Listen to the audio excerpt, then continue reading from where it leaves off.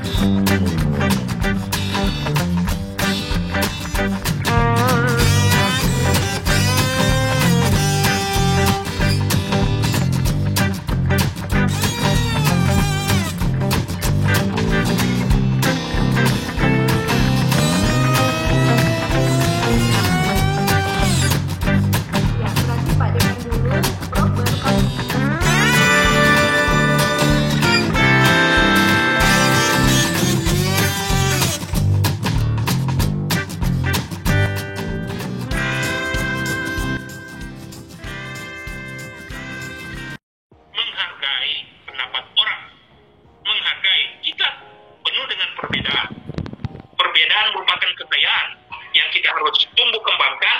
Adalah kita harus demokrasi dalam menghadapi, memahami, ada toleransi di dalamnya. Berikut dalam kehidupan kita dipaksa untuk melaksanakan kegiatan. Dulunya waktu wisuda, ini ada gambar wisuda. Dulu wisuda harus hadir orang tua, harus ramai-ramai. Wah, sekarang wisuda daring, di mana melibatkan orang tua. Ya, orang tua turut menyaksikan, menghargai prestasi daripada anak-anak. Di saat kita wisuda, yang melaksanakan pemindahan kucir adalah orang tua.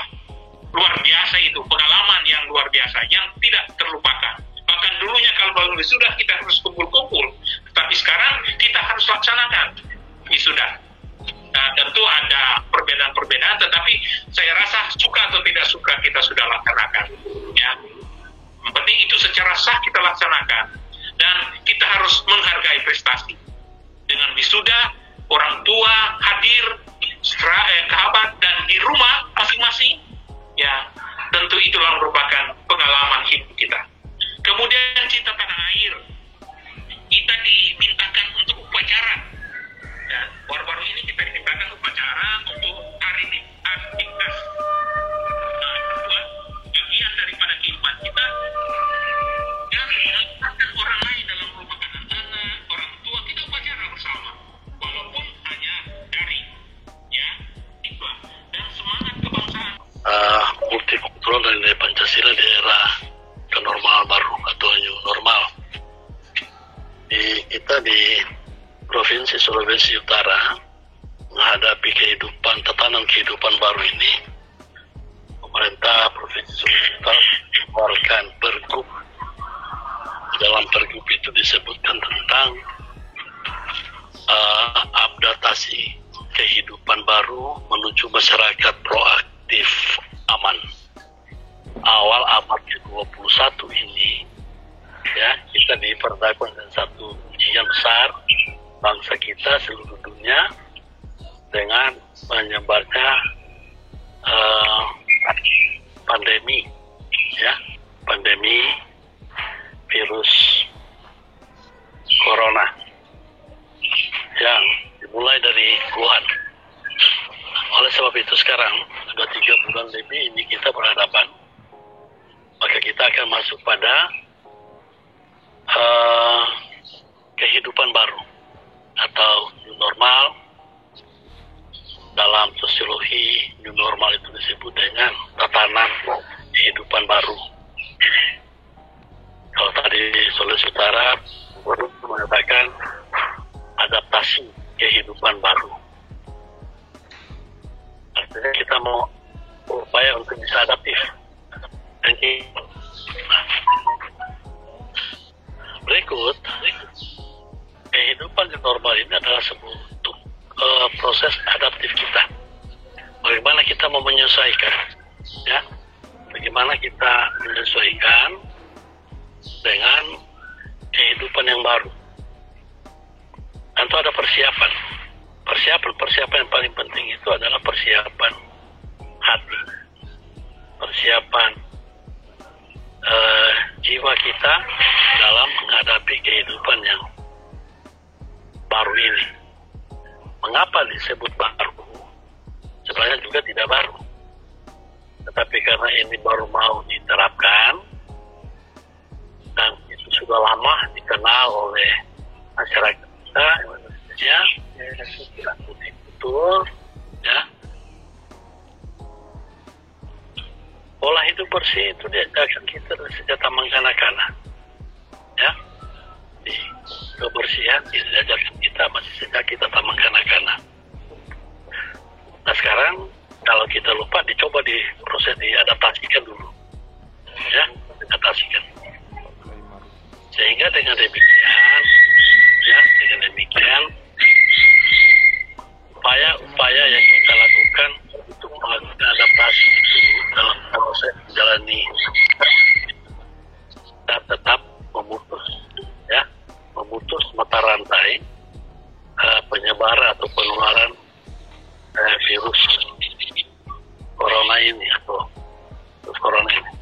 Ketua Program Studi Pendidikan Sosiologi. Assalamualaikum warahmatullahi wabarakatuh. Waalaikumsalam. Salam sejahtera untuk kita semua. Saya disodori oleh moderator tentang pendidikan multikultural dan penerapannya, khususnya nilai-nilai Pancasila menuju tatanan kehidupan baru. Ya.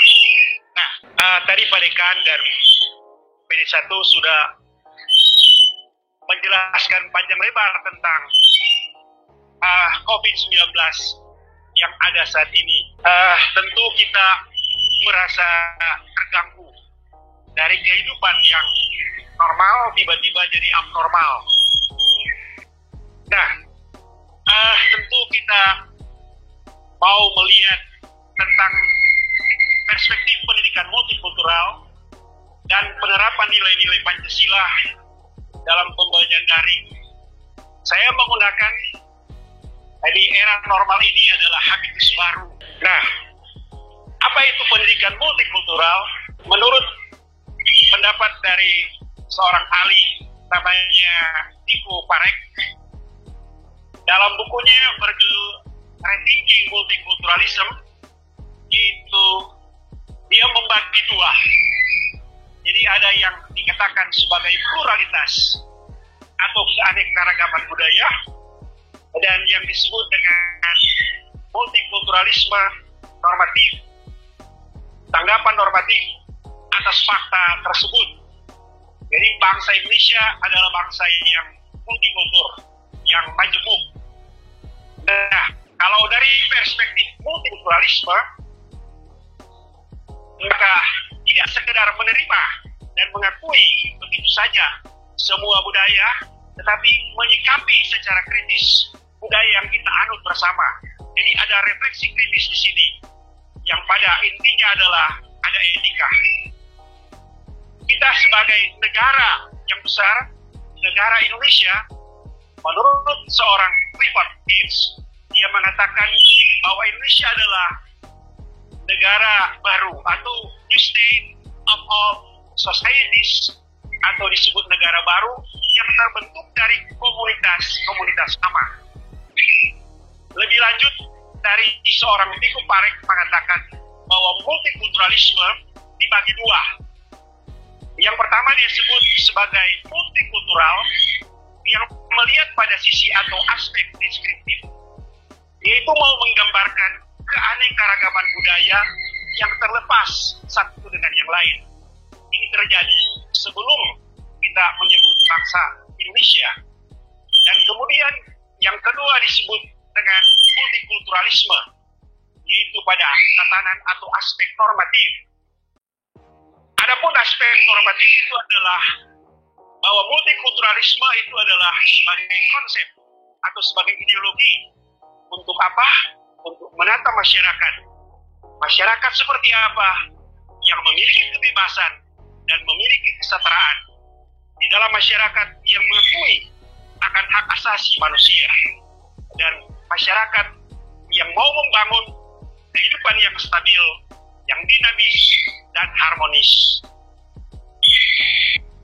Model masyarakat Indonesia yang seperti apa yang diinginkan atau yang kita alami sejak perjalanan sejarah bangsa Indonesia?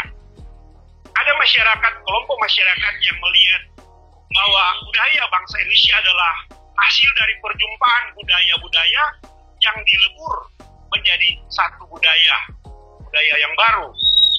Kemudian ada masyarakat yang melihat bahwa budaya bangsa Indonesia adalah masyarakat yang plural, di mana ada kehidupan bersama, tetapi mempertahankan sekat-sekat. Nah, apa yang disebut dengan multikulturalisme, saya kembalikan kepada moderator.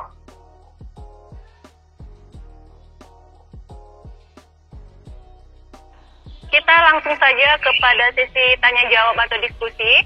Kita buka 3 pertanyaan. Dipersilakan bagi penanya. Sebutkan nama dan tujuan penanyanya untuk pemateri kita yang mana. Saya mau bertanya, Ci. Iya, Iren. Boleh. Ya, Dipersilakan. Kesempatan yang diberikan kepada saya. Di sini saya mau bertanya atas nama Iren Mahayani dari Pendidikan Sosiologi. Dari yang telah dibahas tadi bahwa sebelumnya, ya, untuk penanya mana, untuk pemateri yang mana akan menanyakannya? ya, dari Kaprodi Sosiologi. Iya. Ya, silakan. Kan seperti telah dijelaskan tadi bahwa multikultural itu memang telah lama terjadi di Indonesia, dan kita juga telah melahirkan budaya baru. Dan mengapa sering saja terjadi radikalisme? Dan untuk mengatasi radikalisme itu, apa yang bisa kami lakukan sebagai mahasiswa? Di sini pertanyaan saya tujukan kepada Prof. Kerebungu. Nah, masyarakat Indonesia itu kan terdiri dari berbagai macam ras, suku bangsa, agama, dan marga. Nah, sering ada sebutan bagi masyarakat Indonesia yaitu masyarakat majemuk. Nah, sebetulnya masyarakat Indonesia itu merupakan masyarakat majemuk atau masyarakat multikultural, Prof? Perbedaannya apa masyarakat majemuk dan masyarakat multikultural? Dan disebut apakah Indonesia masyarakat majemuk atau multikultural? Terima kasih. Penanya pertama yaitu Iren ke pemateri ketiga Kaprodi Sosiologi, yang inti pertanyaannya bagaimana cara kita sebagai mahasiswa apa yang harus kita lakukan untuk mengurangi radikalisme tersebut. Ya, kepada Menarsanti kami persilahkan. Baik, terima kasih. kehadiran pendidikan multikulturalisme ini adalah salah satu solusi untuk bukan menangkal, bukan pada tindakan kuratif, tetapi pada tindakan preventif. Bagaimana pendidikan multikulturalisme ini berperan masuk ke dalam masyarakat. Tentu kita akan memberikan pemahaman kepada masyarakat tindakan-tindakan yang dibuat oleh masyarakat. Tugas kita, memang di dalam masyarakat Indonesia ada yang disebut pranata sosial, ada pranata politik, ada pranata agama, ada pranata hukum, pranata ekonomi. Ini semua belum berfungsi secara maksimal, secara optimal. Nah, seharusnya lembaga-lembaga atau institusi-institusi yang ada di dalam masyarakat ini didorong untuk diberi peran yang seluas-luasnya. Di dalam masyarakat masih ada kelompok, di dalam masyarakat multikulturalisme ini ada dua kelompok masyarakat yang dibagi, yaitu masyarakat yang memilih, ada kebebasan yang dia pakai, tetapi kebebasan negatif. Tetapi ada kebebasan positif. Apa itu kebebasan positif? Yaitu dia menghormati yang disebut dengan kesetaraan. Ada keadilan, ada hak asasi manusia di sana. Itu kebebasan positif. Tetapi ada kebebasan negatif yang disebut tadi radikalisme. Radikalisme adalah suatu kegiatan yang dibuat oleh oknum atau kelompok masyarakat yang bersifat ekstrim. Nah, tindakan radikal ini tentu tidak sesuai dengan hukum, tidak sesuai dengan nilai-nilai Pancasila, membuat kekacauan, membuat kegaduhan. Oke, terima kasih Kapro atas ulasan yang diberikan, sangat jelas ya.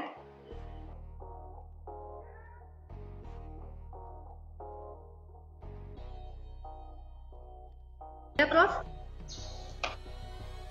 Oke, ya. Jadi kita dibangun dari suku-suku bangsa, ya, bahasa dan seterusnya, karena kita tidak satu. Kita tidak satu, ada suku banyak. Tadi saya katakan ada kurang lebih 200-an ya, suku bangsa yang membentuk satu negara Kesatuan Republik Indonesia.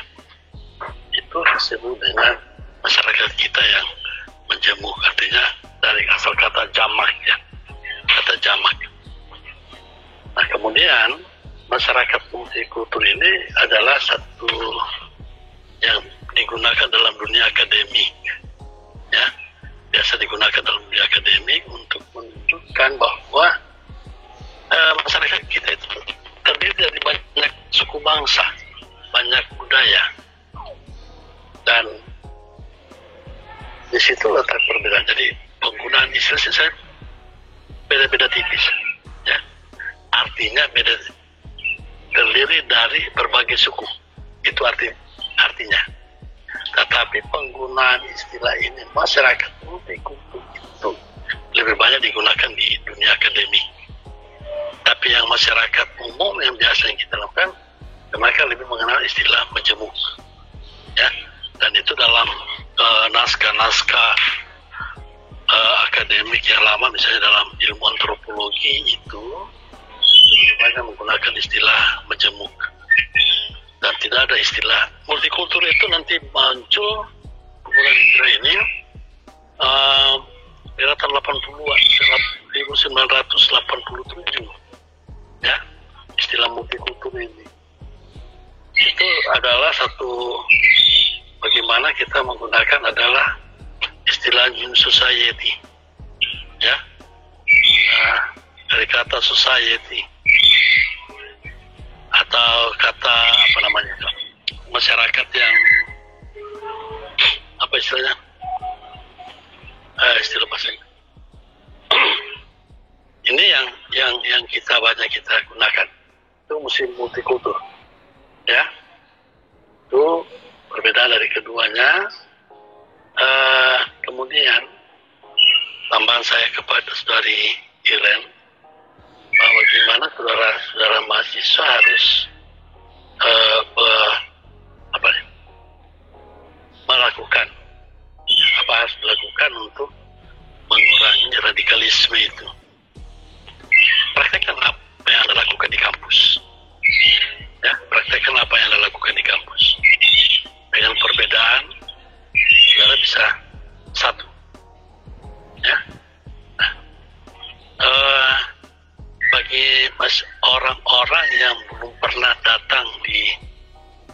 Sulawesi Utara, ya orang-orang yang bukan dari Sulawesi Utara, tentu asumsinya Sulawesi Utara itu seperti ini, ya.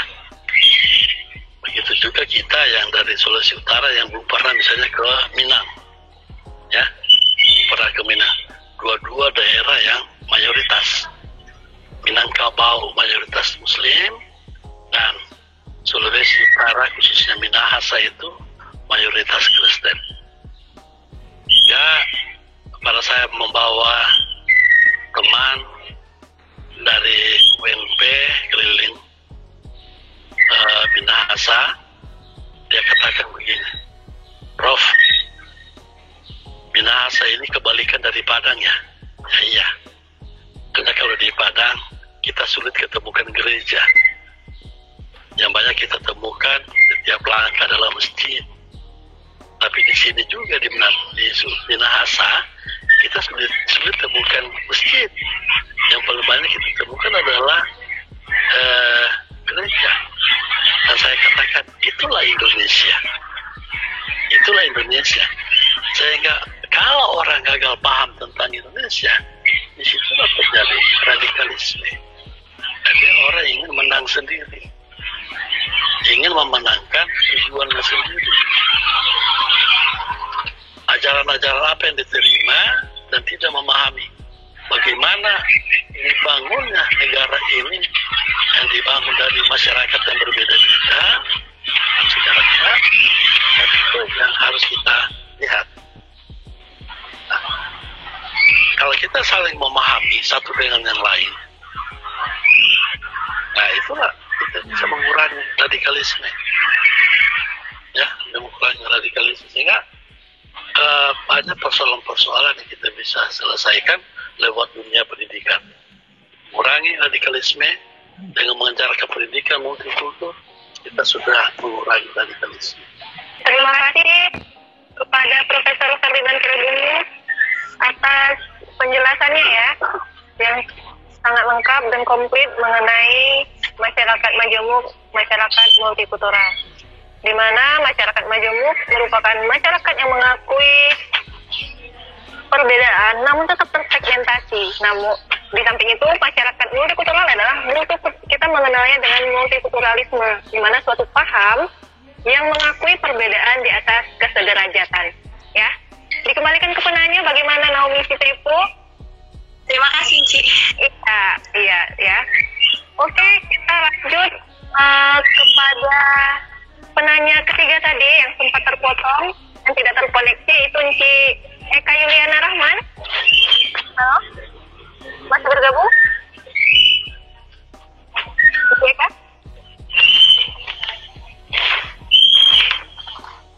Iya, Ci Eka sudah terkoneksi tadi. Tapi beliau WA pribadi saya minit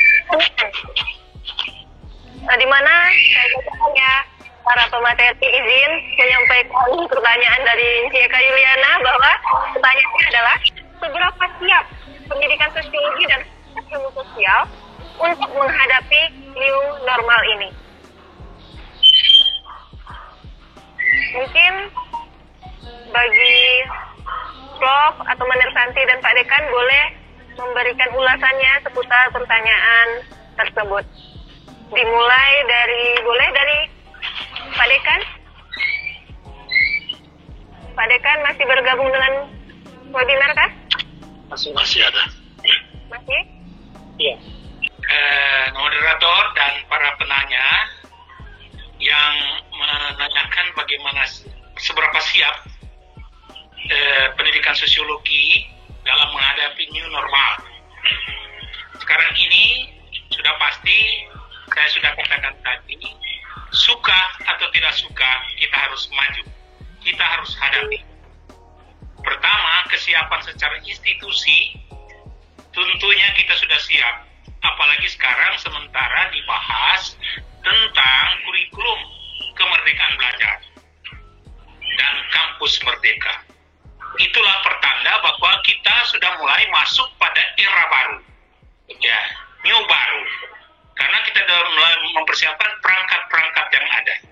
Artinya banyak yang terlibat di sini, baik pimpinan dosen, dan mahasiswa. Tentunya selaku institusi, khususnya program studi pendidikan sosiologi, tentu siap dengan perangkat-perangkat yang ada.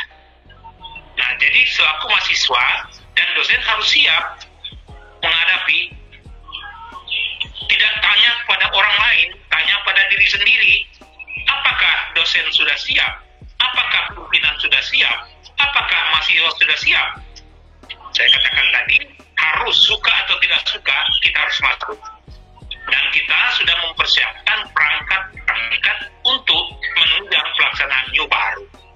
Ya, kalau dalam masyarakat tentu apa yang kita laksanakan menyesuaikan dengan keadaan yang ada. Di mana sekarang kan pembelajaran daring. Jadi kita tidak ada tatap muka untuk semester ini. Karena melihat perkembangan-perkembangan yang ada sekarang. Karena ada panduan dalam menghadapi semester ganjil 2020-2021. Di sana sudah ada rambu-rambu yang kita harus pegang, kita harus lihat, kita harus jalani.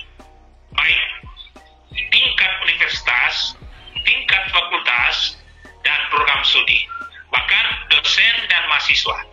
Jadi mungkin itu kalau ditanya kesiapan, kita harus siap. Ini tantangan.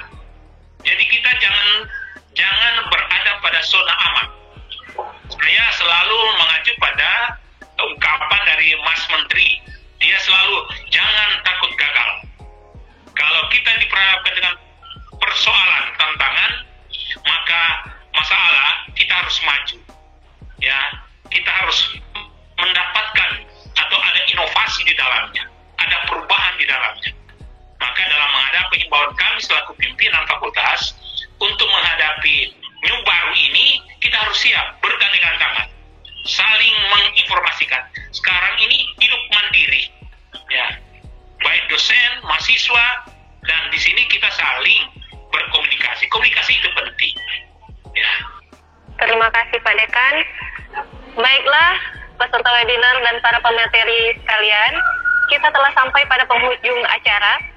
Adapun kesimpulan dari webinar kita pada kali ini bahwa bagaimana cara kita menyesuaikan diri terhadap kenormalan baru ini, di mana nilai-nilai multikultural, nilai-nilai Pancasila bisa kita terapkan dalam kondisi tatanan baru, terutama dalam pembelajaran daring. Bagaimana kita terapkan dalam pembelajaran daring, tetap mengambil nilai-nilai multikultural dan Pancasila dalam kegiatan pembelajaran kita. Baiklah, sebelumnya saya mengucapkan mohon maaf atas kesalahan kata dan pengucapan, terutama pengucapan nama dan gelar. Saya mohon maaf atas kekeliruan atau kekurangan dalam acara dari awal hingga akhir ini. Oke, semuanya terima kasih telah bergabung dalam webinar kita. Kita akhiri acara ini dengan mengucapkan doa, bersyukur atas kehadiran Tuhan. Kita telah melangsungkan kegiatan ini dengan lancar dan apik. Tanpa memperpanjang pembukaan untuk penutup, kita ucapkan terima kasih kepada Pak Dekan, Pembantu Dekan 1, dan Ketua Program Studi Pendidikan Sosiologi beserta dosen-dosen yang telah bergabung, termasuk Sekretaris Jurusan, Sekretaris Program Studi Pendidikan Sosiologi, Ketua Jurusan. Terima kasih telah bergabung. Akhir kata saya ucapkan terima kasih. Selamat siang, salam sejahtera untuk kita semua, tetap sehat dan jaga kesehatan. Terima kasih. Sukses. Terima kasih. Ya. Terima kasih ya. Ya. Terima kasih, Mnet. Ya, Mnet. Terima kasih. Terima kasih semua, Mnet. Foto dulu, foto. Siapa yang foto? Foto dulu. Oke. Nah, foto. Yang ada saja foto-foto. Siapa yang shoot? Bentar ya. Iya.